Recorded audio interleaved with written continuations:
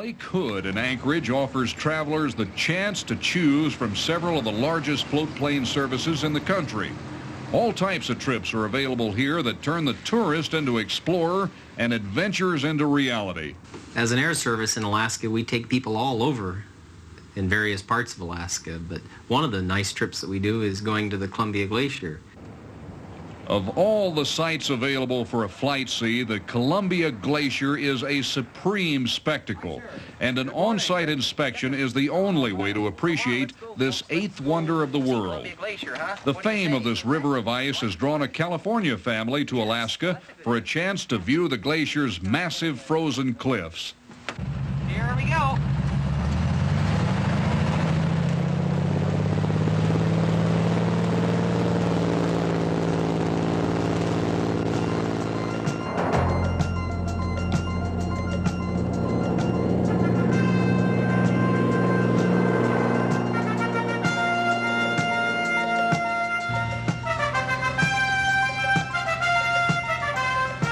On the way to the Columbia Glacier, we traveled through the Prince William Sound, one of the most beautiful areas in Alaska. It's literally a water playground, protected coves, sailboating, float planing. There's more to do there than any other place in Alaska. Lots of bird sanctuaries and fishing grounds. You name it, it's there in the Prince William Sound.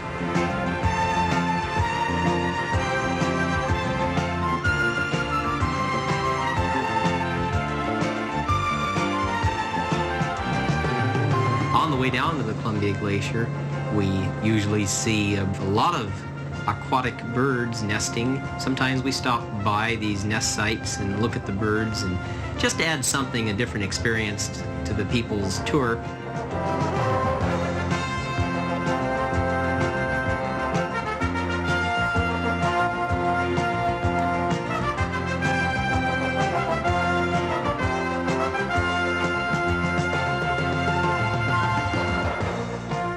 Nestled in a pristine wilderness of forest and calving tidewater glaciers lies Columbia, one of the most massive and breathtaking sights in all Alaska.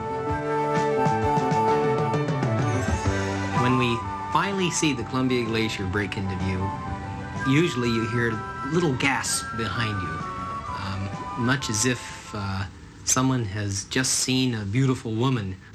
But because it's really startling. It's so large, it's one of the largest tidewater glaciers in Alaska, that it's flabbergasting, really. And the first impression is most people drop their cameras, and it takes them a few minutes to realize that I better get this on film. I may never see anything like this again. And they're scrambling. Most people run out of film about halfway through seeing the Columbia Glacier, and they scramble to put more film in their camera, because all you really hear as a pilot are oohs, ahs, gasps, and clicking sounds. A wide-angle lens can hardly do justice to a spectacle 5 times the width of the Golden Gate Bridge and 25 stories high.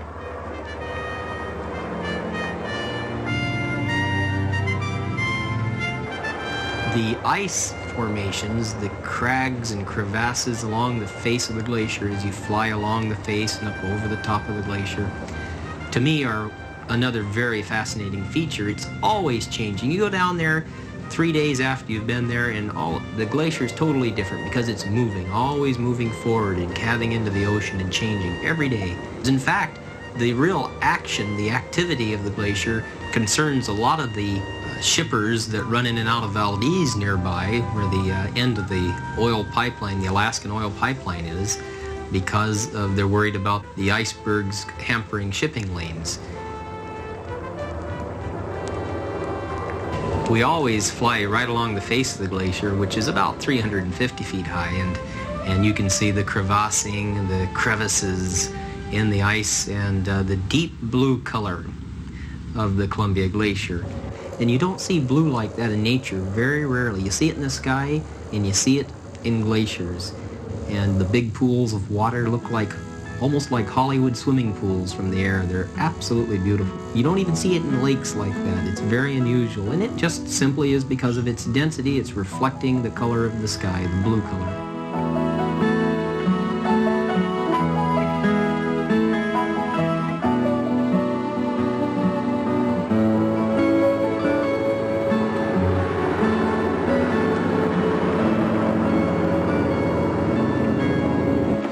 something different, wasn't it? Thank you. Yeah, sure was. Craig Ketchum not only offers his insights to the awestruck passengers, but gives them ample opportunity to feel the full impact of the immensity and beauty of Columbia. About 350 feet high, and it's moving all the time, you know.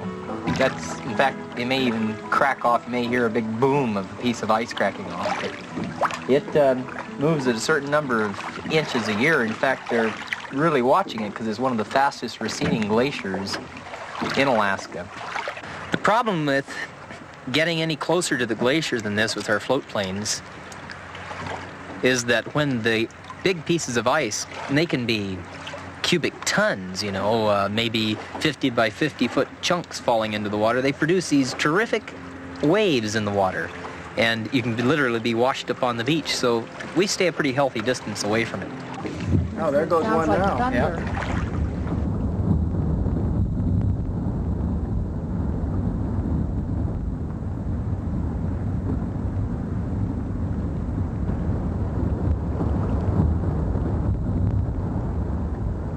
This piece of ice that you see falling into the ocean, the 30-story tall piece of ice, actually was formed maybe hundreds of years ago further up the glacier. And when you see it falling off, you're watching history. This piece of ice may have formed in King Arthur's time, as far as that goes, and you're watching it being destroyed, falling into the ocean after all those years and years. And that, to me, is fascinating.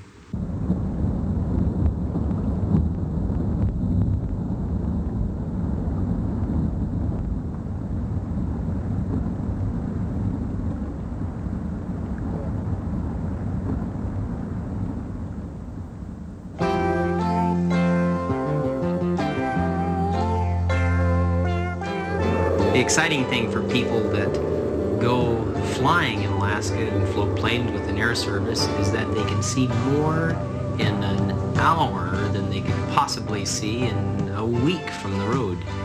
The accessibility of Alaska is at your fingertips with the air service and with the float plane. You can land in places where man has never gone before, really. You're totally in an outdoor wilderness that very few people get to experience.